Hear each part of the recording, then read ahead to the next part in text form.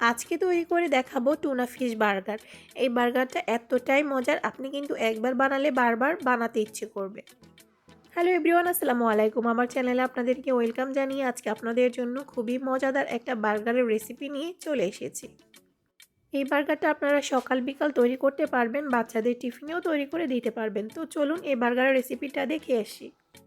প্রথমেই আমি কিছু আলু সেদ্ধ করতে দিয়েছি, যেহেতু কাবাবের মধ্যে আমার আলুর প্রয়োজন, তো এই জন্য আলু লাগবে। তো আলুগুলো সেদ্ধ হতে হতে আমি একটা পাইপ্যান বসিয়ে দিয়েছি চুলাতে। এর মধ্যে এখন পরিমাণ মতো একটু তেল দিয়ে দিচ্ছি।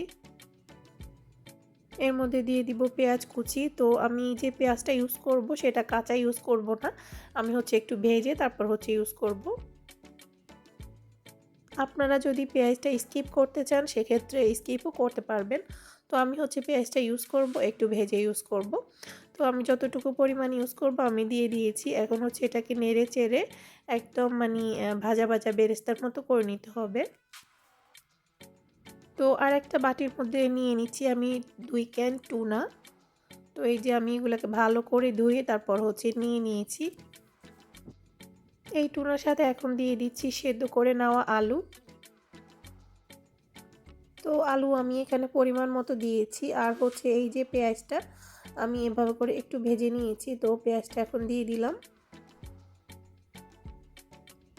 তো আপনারা চাইলে পেঁয়াজটা আরও একটু বেশি করেও ভেজে নিতে পারেন। তো এর সাথে দিয়ে দিব এখন কাঁচামরিচ কুচি করে নেওয়া।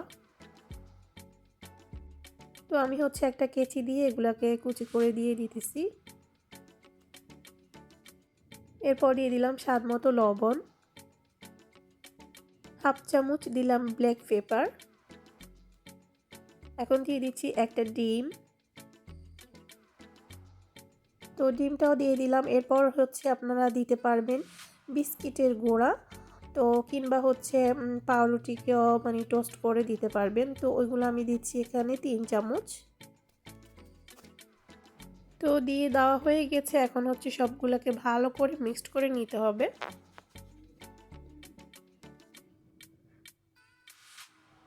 তো এই যে আমি ভালো করে মিক্সড করে নিচ্ছি। তো এখন আমি দিয়ে দিচ্ছি এখানে চাট মশলা, প্রায় হাফ চামচ থেকে কম হবে, বেশি হবে না। তো আবার ভালো করে মিক্সড করে নিচ্ছি। এখন আমি এগুলাকে কাবাবের মতো করে একটু বড় সাইজের করে নিব, যেহেতু বার্গারের পেটিগুলা একটু বড় সাইজের হয়। তো বার্গারের সাইজ করে আমি একটু বড় করে করে নিচ্ছি। তো একটা করে নেওয়া হয়ে গিয়েছে, এখন আমি আরও একটাও করে নিচ্ছি একটু বড় বড় সাইজের করে।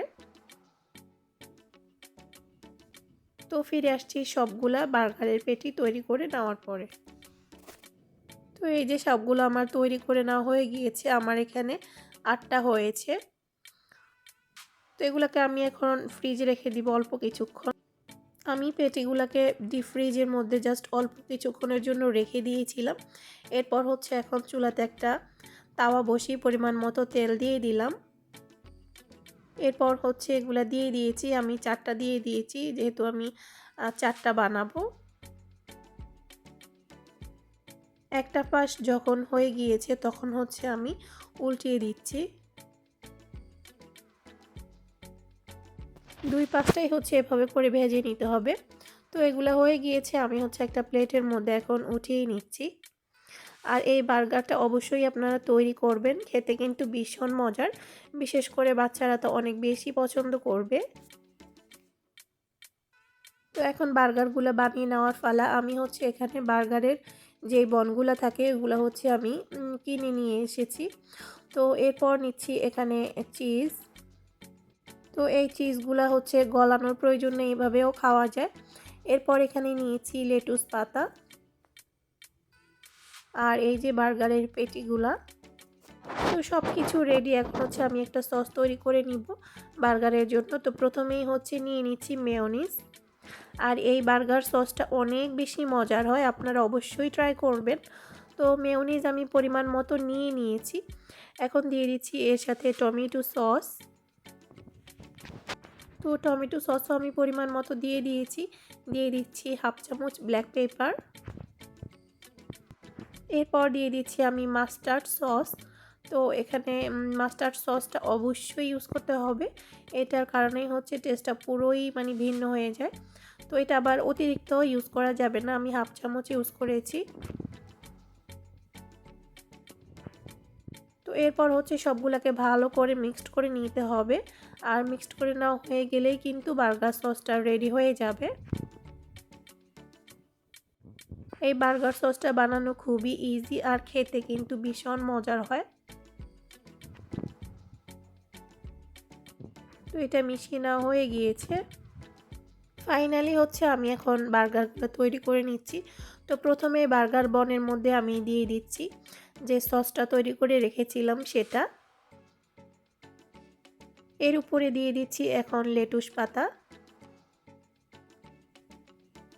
এর উপর দিয়ে দিচ্ছি বার্গারের যে পেটিটা তৈরি করেছিলাম সেটা। এর উপরে দিয়ে দিচ্ছি আমি চিজ। তো দিয়ে দিলাম, আর এই লেয়ারিংটা করতে কিন্তু ভীষণ মজা লাগে। তো এই যে তৈরি হয়ে গেল আমার একটা বার্গার, ইয়াম্মি ইয়াম্মি। সেমভাবে করে আমি সবগুলা বার্গার তৈরি করে নিয়েছি, আর এই বার্গারগুলো খেতে কিন্তু ভীষণ মজার হয়েছিল।